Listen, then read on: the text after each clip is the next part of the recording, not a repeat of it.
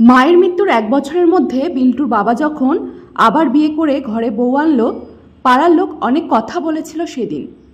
বউ মরার বছর ঘুরতে না ঘুরতে বিয়ে, তাও এমন বিধবা কালো কুচকুচে মেয়েকে।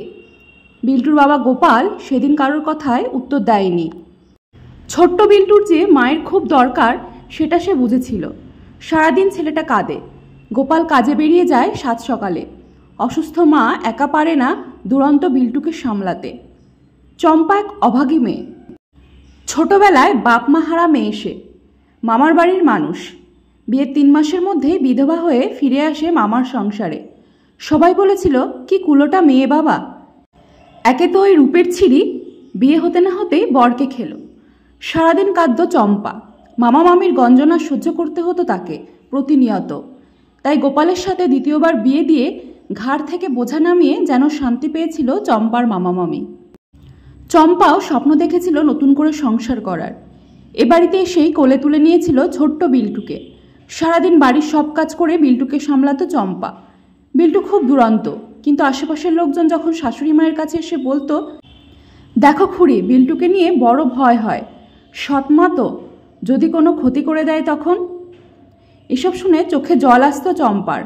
কিন্তু বিল্টুর মুখে যখন আধো আধো গলায় মা ডাকটা শুনতো, সে মনটা যেন জুড়িয়ে যেত, ভুলে যেত সে সব অপমানের যন্ত্রণা। বিল্টুকে মনের মতো করে মানুষ করার স্বপ্ন দেখত চম্পা। সিদ্ধান্ত নিয়েই নিয়েছিল বিল্টুই হবে তার একমাত্র সন্তান। কিন্তু হঠাৎ ঘটে গেল অঘটন। একটা ভয়াবহ দুর্ঘটনায় মারা গেল গোপাল। পাড়ার লোক বলল ডাইনি একটা, যার সাথে বিয়ে হয় তাকেই খায়। শাশুড়িও একমাত্র ছেলের মৃত্যুর শোকে কথা শোনাতে ছাড়ল না। গোপালের মৃতদেহের সামনে ঠায় বসেছিল চম্পা। হঠাৎ আঁচলে টান পড়তেই দেখল বিল্টু। চম্পা বিল্টুকে কোলে করে ঘরে নিয়ে ঘুম পাড়িয়ে দিয়ে এলো। সংসারে দুর্দিন নেমে এলো। চরম অভাবে সম্মুখীন হলো গোটা পরিবার। অসুস্থ শাশুড়িমাকেও বাঁচানো গেল না বেশি দিন। ছেলের শোকে তিনিও শেষ নিঃশ্বাস ত্যাগ করলেন। চারপাশে লোকজনের অপমান সহ্য করতে না পেরে চম্পার মনে হতো মাঝে মাঝে দূরে কোথাও চলে যায়। কিন্তু ওই কচি মুখটার দিকে তাকিয়ে কোথাও যেতে পারেনি সে। ছেলে দুষ্টামি করলে, একটু বকলেই লোকে বলে সৎমা তো, স্বাভাবিক ব্যাপার। চম্পা বুঝতে পারতো না যে কোন মাতার সন্তানকে শাসন করে না। চম্পা মনে মনে ঠিক করে নিল বিল্টুকে ফেলে সে যখন বাঁচতে পারবে না, তখন বিল্টুকে সবার চোখের বাইরে নিজের মতো করে নিয়ে বাঁচবে। যেখানে কেউ জানবে না সে বিল্টুর সৎমা। চম্পা তার বান্ধবী পারুলকে বলল, তুই তো শহরে কাজ করিস, আমার একটা কাজ দেখে দে ভাই, না হলে না খেতে পেয়ে যে আমি আমার ছেলেটা মরে যাব।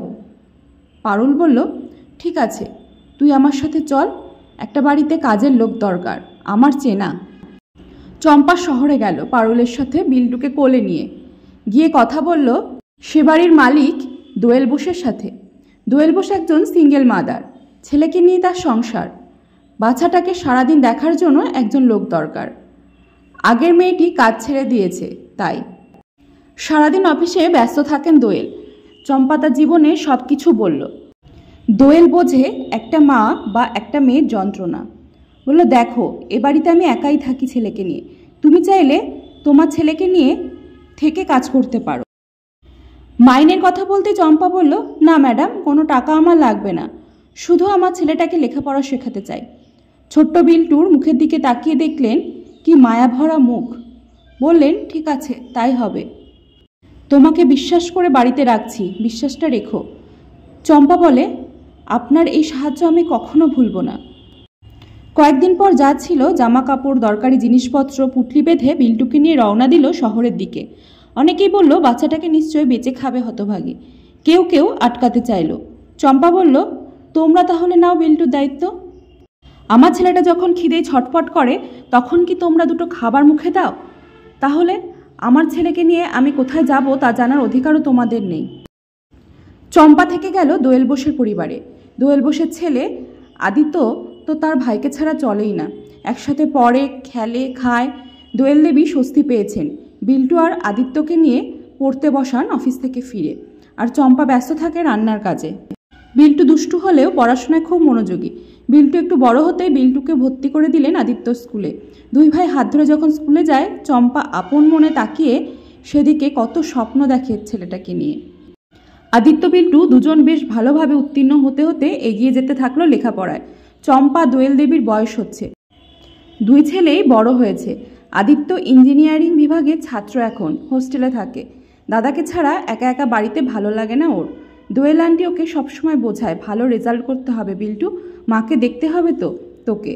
বিল্টু উচ্চ মাধ্যমিকে রীতিমতো ভালো রেজাল্ট করে ডাক্তারি পড়তে চলে গেল হোস্টেলে। সবাই বলল এ বাড়ির দুই ছেলেই রত্ন।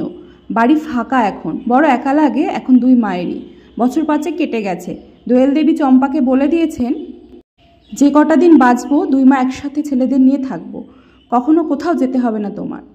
একদিন বিল্টু এসে বলল, মা এবার ক্যাম্প হচ্ছে একটা গ্রামে, বুঝলে মা, ওই গায়ে কোনো হাসপাতালই নেই। গ্রামের নাম শুনে চমকে উঠল চম্পা। বিল্টু বলল, কি হলো মা? চম্পা কাঁদো কাঁদো হয়ে বলল, এখনো ওই গ্রামেই আছে তোর বাবার ভিটে। বিল্টু আরও উৎসাহিত হয়ে বলল, তাহলে তুমিও আমার সাথে চলো, নিজেদের বাড়ি থেকে ঘুরে আসবো। বহু বছর পর আজ আবার চম্পা ফিরেছে বিল্টুকে সাথে নিয়ে। নিজেদের বাড়ির সামনে এসে দেখলো কয়েকটা ইট ছাড়া আর কিছুই অবশিষ্ট নেই।